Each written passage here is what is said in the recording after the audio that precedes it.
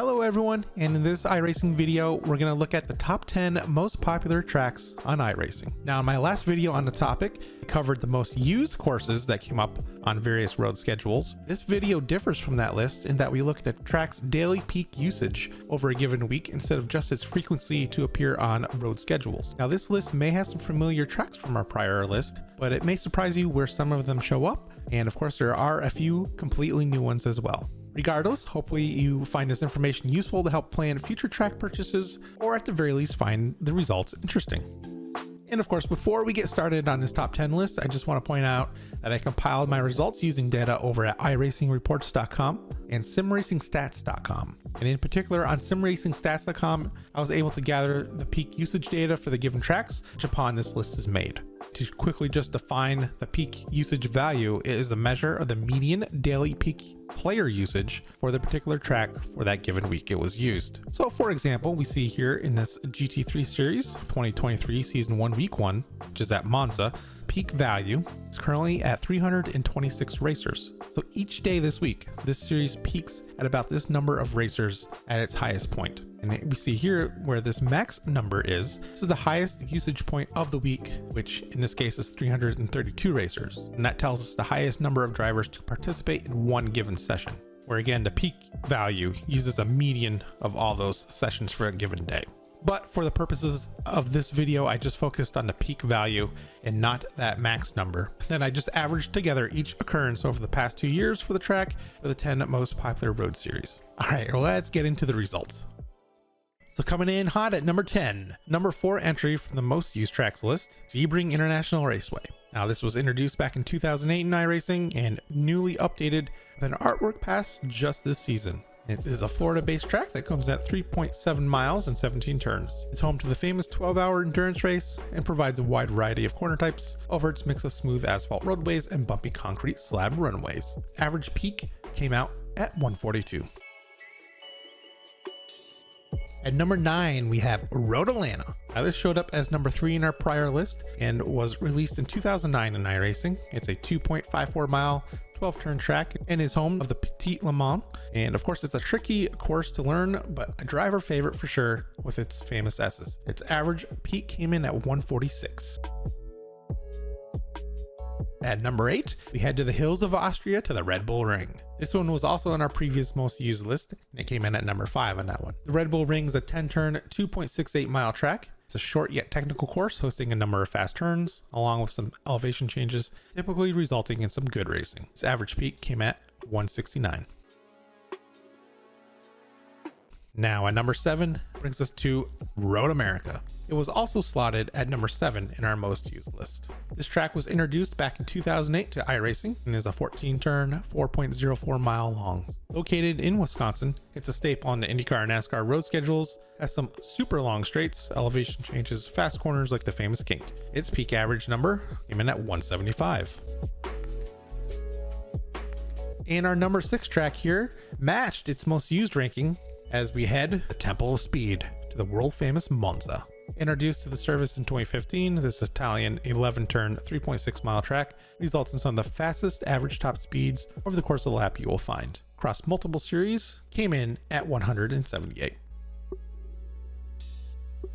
All right, we're halfway through, and at number 5, we run into the track that was number 1 on our used list. That's right, Watkins Glen International. One of the OG tracks on the service, Watkins Glen was introduced in 2008, received a much needed full rescan in season 1 of 2022. This American classic located in central New York State is a 2.45 mile track featuring 11 turns in its classic boot configuration. It clocked in with a peak average of 187. Now, just a quick note, if you do like the content of this video, please be sure to hit that like and subscribe button if you haven't already. And of course, there's that join and super thanks buttons below if you want to go that extra mile with your generosity, which will be very much appreciated.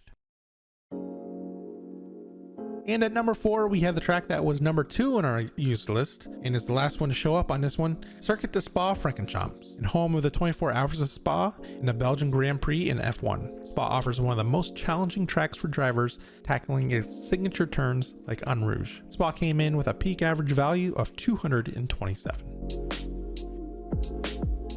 Now get ready for these next 3 as they were not on the previous list. And at number 3, we had 2 Le Mans, France, to the Circuit des 24 Heures du Mans. This one, of course, is home to the legendary 24 Hours of Le Mans endurance race. Now, this is an 8.46 mile track released in 2016 on iRacing, but it is rare to see on the schedule of the most popular series I used to compile this list. However, it is seasonal staple on the A-Class European Sprint series I did not use to build this list, but the 6 times it did appear over the past 2 years in our series that we used, average of peak usage was a high 231. Seeing its participation numbers, I'm quite surprised it does not show up a bit more regularly on the GT3 and IMSA series schedules. However, saying that, it is slated for a week 12 appearance in this season's GT3 series. One last important note, track is pretty exclusive to Tin Top prototype cars and did not show up on any of the top open wheel series schedules. But I am curious if you have ever ran an open wheeler here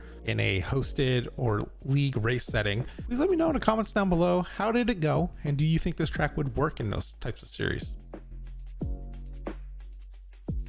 All right, moving on to the penultimate course on our list, we head to the green hell of the Nordschleife and Nürburgring combined. Showing up 13 times in one configuration or another, the green hell ranges from 14.17 miles to 14.82 depending on the configuration, and boasts some of the most demanding driving on the surface. The Nürburgring combined configuration in particular had a peak average value of 233. Note, to gain access to their Nürburgring combined configuration, you do need to purchase 2 separate tracks, Nürburgring Nordschleife, Nürburgring Grand Prix Strecke. Now, those exclusive to open wheelers might not benefit from the Nordschleife portion of this purchase, as most of those series never schedule this section of the course. However, having said that, it historically has come up twice a year in the Indy Pro 2000 series, although that is yet to be seen if that will carry on with how the Indy Pro 2000 and the USF are now scheduled together. Stay tuned.